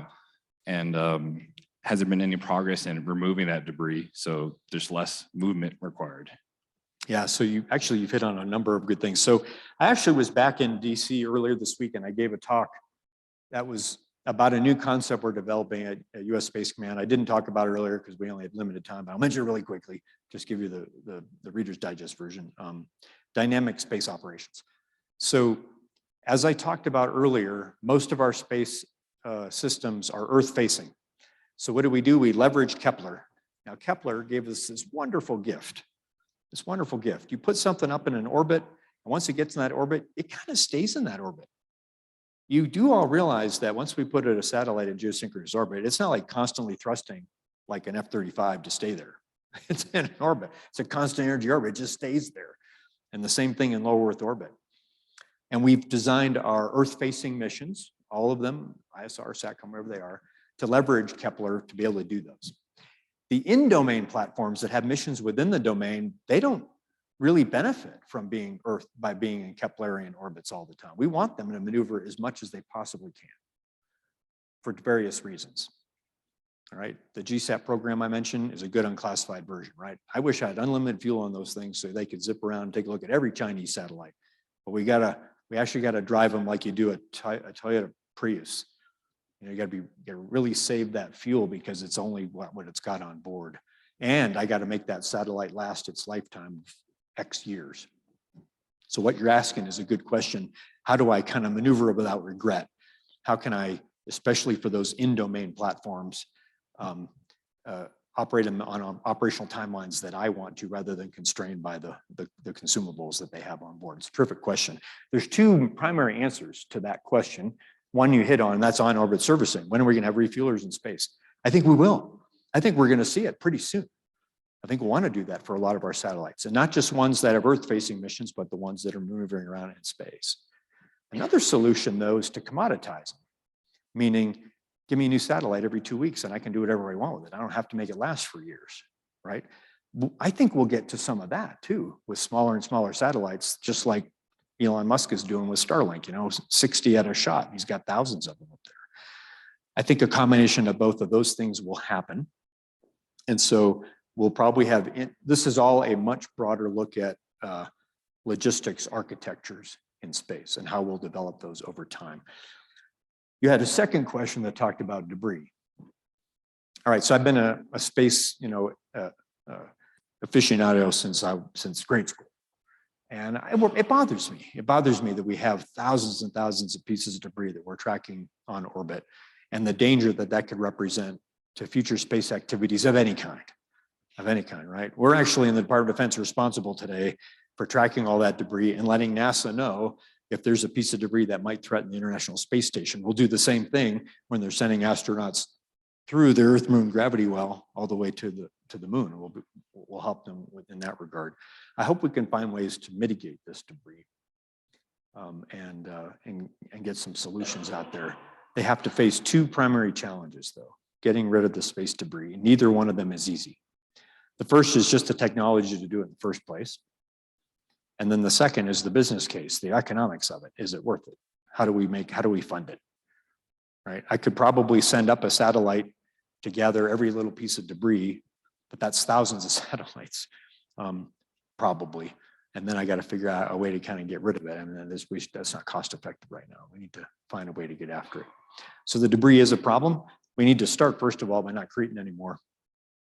No more Russian ASAT tests, no more Chinese ASAT tests. That's why the vice president last year made a commitment that we're not going to do any actual intercepts in space for ASAT testing, because it's just not responsible. Okay, I think we got time for about 2 more questions. Sir, Cadet Switzer, CSO 8. You mentioned, 8? Yes, sir. Okay, I was in Eagle 8 as a freshman. Swoop 'em, sir. So you mentioned NASA's timeline getting to the moon and being a little skeptical of that. With Russia and China talking about the same, who do you think wins that race this time? Yeah. So here's another political science observation. We're talking about a race. Hopefully you heard the question, race to the moon, who's going to get there first? Why would there be a race to the moon? I just urge you to realize that anything that's happening, any competition that's happening in space is a result of geopolitics, right? And so there used to be a politician that said, from my home state of Massachusetts, by the way, that said, all politics is local. That was Tip O'Neill, you might have heard of that. I've done a riff on that, and it goes like this: all astropolitics is terrestrial. Okay. May not sound like it doesn't make sense, but it's actually, I think it's absolutely true. So if there is a space race to the moon, it's because we're having geopolitical competition between systems here on the Earth, just like we're seeing, right? Russia and China are kind of teaming up right now. China's not so enthusiastic as they were a year ago, but it's still kind of going on, all right, about that partnership. And it's about that competition in the geopolitical spheres that's extending into space. Even the space race in the 1960s was that playing out in space.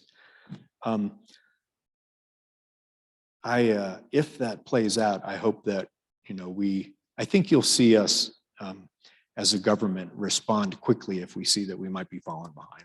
We'll just get a lot of extra resourcing and funding to make sure that NASA and our partners get there first. Realize that Artemis is an international, so it's the West kind of getting together to do this, to get to the moon.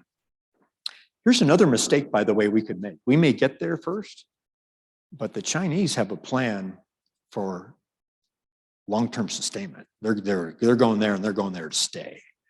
So it would be a mistake for us to kind of go up there, do a few things, and then sort of stop funding it. Now we don't have anybody there anymore, and they've got a permanent presence. That would be a mistake. So anyway, I think that's how we'll see that play out. Okay, one more. Sir, C2C Jacobs, CS17. I'll be your skeptic for today. So as you've said in answer to the past couple questions, you know, space exists to help what happens here on Earth. And if we don't want to create more debris by shooting things down in space, all those kind of things, you know, we have other things that are like taking pictures of satellite, and that happens in space. Why are we so interested in things like the moon and that kind of stuff? It's like, okay, if China wants a base up there, cool. They'll have just as much data on the Earth as we will with our low Earth satellites. So why are we trying to reach out so far when the conflicts are still Earth-based? I think it's in our human nature to keep it. Why do we, by the way, let me back up a little bit. Space is cool. Why? I mean, there's a lot of evidence for that, folks. So all the services last year had trouble recruiting, except for one, right? Space Force did not have any trouble recruiting. We had to turn more people away than we actually took in, all right? Yeah, it's small. It's just worth pointing out. For you guys from Boulder, I got another story that I like to tell. There I was. It was the fall of 2019, right before we stood up Space Force. It was making all the news. This is for the Boulder kids. You can all listen.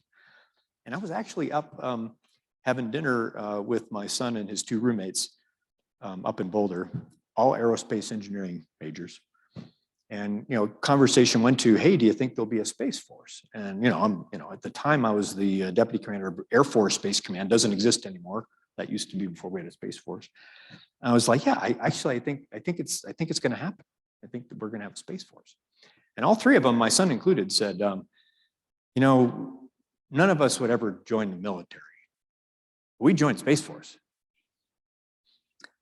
And I didn't have the heart to try to tell them, you do realize Space Force, you'd be in the Department of Defense, you wear a uniform, it's military. But the idea there was that, hey, there's something different. There's something about this. And so I think that's always been there. It's why we still look back to the Apollo era with a lot of, amazement. And we just have this desire to explore and move on to the next frontier. Okay. So if you buy that, we don't feel too good about someone else getting to that frontier before us. We just feel like there's prestige that's been lost or something we're not measuring up to where we should be. We've been that way as humans for every other frontier that we've explored on this planet. Why would it stop with space? So I just think there's this innate feel that we need to go do that. Now, what happens after the moon? Maybe the Chinese veer off and they go to Venus. We'll probably go to Mars. I don't know, we may not care about Venus, but we'll still want to keep going forward. So I just think it's part of the human spirit to want to keep going. And that's why we'll do it. All right, it's been great. Let me go ahead and go to, yeah. Check the staff. You got time if you're okay with it. We got one more question. We really want to get. Okay, one more. All right, one more question. Sir, I'm excited that I get to be here today. Excited that we get to hear from you and hear what's going on in space. My name is Dr. Justin Stoddard. I'm a professor here at the Academy. And uniquely, I'm an old infantryman. I'm actually an old Army guy. And something that I've been wanting to ask you is, what steps are being taken when we're talking about combat in space? What does hand-to-hand combat look like in space? I know it doesn't look like Star Wars, doesn't look like Star Trek, but India, they're trying to put somebody on the moon. Their program hasn't been doing so well. China put a probe on the dark side of the moon. I even read something recently where China is saying, hey, whoever puts boots on the moon first owns it. They're saying China is saying if they get to the moon first, they own the moon, right? And so with those questions, what is being talked about in the realm of space combat, actual hand-to-hand combat with adversaries in space? All right. Thanks, Dr. Stoddard. Hey, first of all, thanks for your service as an infantryman. I'm actually married to a former Army officer, so I have a lot of affection for the Army myself. And as to the point of the Chinese saying, we're gonna, I don't know if they've explicitly said we're gonna own the moon, but they clearly have designs on kind of charting out, a sphere of influence and such. I would point out that they've made the same kind of claims to the South China Sea. And we keep telling them, no, that's not international law. So I think what you'll see is just an extension of that same kind of spanning sphere of influence, spanning hegemony to the lunar environment. And should we be surprised? That's how great powers seem to operate. Hand-to-hand combat. I think it's gonna be rare. There's not a whole lot of, I don't want to make sure I'm thinking big enough on this. Not a whole lot of hand-to-hand combat in the maritime domain or in the air domain. It may exist in some spots. And so in the space domain, I think most of the combat is going to be over vast distances with long-range capabilities. I told you, directed energy and electronic warfare extend very, very long ranges in the space domain. But there will probably be those circumstances where you get in close proximity, and we'll probably need space infantry to space rangers to be there. I do think is another question we get a lot, right? Is the Space Force, I've got to apologize for those of you thinking of going into the Space Force in case somehow someone has told you differently. We're probably not sending you into space anytime soon. All right, we're going to do most of our Space Force and Space Command missions the way we've done space for the longest, for most of what humans have done space is through, or remotely or autonomously. But someday we will. Someday we will. And it might be, I've usually forecast that if we are going to be sending Guardians into space in the future, and maybe infantrymen to be with them to protect them and such. They're probably in large command and control centers that just sort of are able to kind of see a fight a little bit closer than you could if you're just stuck on the terrestrial domain here back on Earth. It's probably not going to happen for a while, but it will happen. All right, thanks for that last question. Okay, let's go to my last chart here because this is what I want to get off the stage with. Okay. Future astrographic AOR. What planet is this? It's a trick question. We don't know. This is it's an artist's conception. The idea being that if you really extend your mind, if you think about what we're seeing today and just how we're operating within the Earth-Moon gravity well, and we're seeing that it shouldn't be a surprise to us, folks, that what we've seen in the terrestrial domain since the dawn of history and competition and security and eventually and ultimately warfighting in all those domains, we shouldn't be surprised that we're going to see it in the space domain. It actually kind ways, in the most positive way to say it, is that it means we've arrived. That human society really has extended in the space domain. Now we want to do it in peaceful ways as much as we can. We want to continue our prosperity through our advances in the space domain. But we're also humans, and there's always going to be security issues wherever we go. It shouldn't surprise us. And so the mission of Space Force and Space Command is to be there, to deter those threats, to ensure security in that domain going forward. And someday it's going to be in AORs we can't even imagine right now or conceive of. All right, well, thanks so much. I hope you all had a great 3 days while you're here. I hope this was sort of a good way to put a cap on it. I'm looking really out far, both in time and space. And wish you the very best in all that you're going to go on to do. All right, thanks. Thanks so much, sir. All right, sweet. We're gonna, as a token of our appreciation from the center, the department, I'm happy to give you the. All right, thanks, Colonel Grant. That's terrific. That's cool. Putting it right in my office. All right, thanks so much.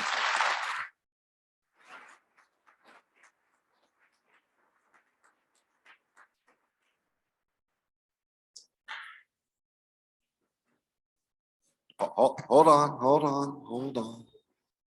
on. All right. Closing comments here. We'll just wrap this thing up and then we'll get you guys on your way.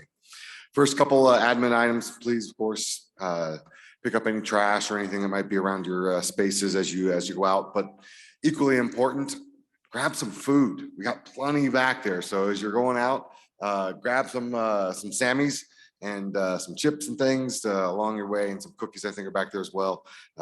Always shamelessly send food your way. And then also we just want to make sure we say a huge thanks to Raytheon, who again provided a very generous gift funding for us to be able to put this on over the last 2.5 days. Could not have done it without them, and they are just a wonderful partner, and we just really want to thank them. So let's give them a round of applause, please.